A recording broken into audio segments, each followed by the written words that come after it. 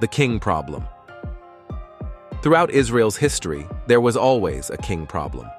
Saul, their first king, drifted away from the Lord. Young David was anointed to replace him and became Israel's greatest king. But even David had many problems, falling into adultery with Bathsheba and power struggles with his sons. David's son, Solomon, who is considered Israel's wisest king, fell into the trap of wealth, power, overtaxing the people, and idolatry.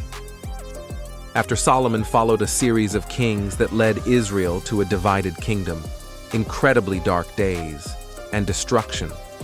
These kings put up a religious facade, but did not seek God first and foremost in their lives. They were selfish, incompetent, and egotistical. The country became divided and split into two kingdoms. These weak kings led the people down the wrong path, and both kingdoms were eventually destroyed by other empires. The psalmist who penned Psalm 146 understood the fallacy of trusting in hypocritical and shady kings. Psalm 146, 3-5. Do not put your trust in princes, in human beings, who cannot save.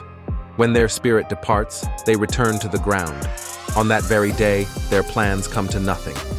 Blessed are those whose help is the God of Jacob, whose hope is in the Lord, their God. The psalmist tells us that when everything falls apart and crumbles, those who trust in the Lord instead will rise above the collapse. God will bring forth something better for those who seek God first. That's exactly what happened to Israel.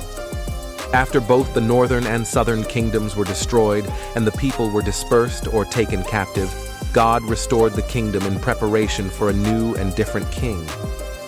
After the Babylonian exile, the Jews returned to Judah to rebuild the kingdom for the coming Messiah.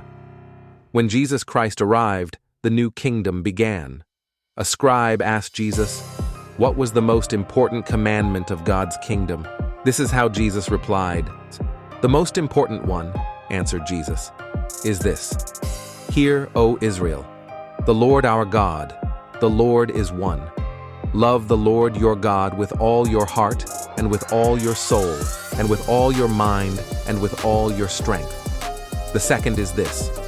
Love your neighbor as yourself. There is no commandment greater than these." Mark 12:29-31.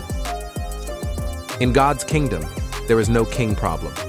Within the walls of God's kingdom, people seek their relationship with God first and foremost. That love flows to their brothers and sisters in Christ, who is their King.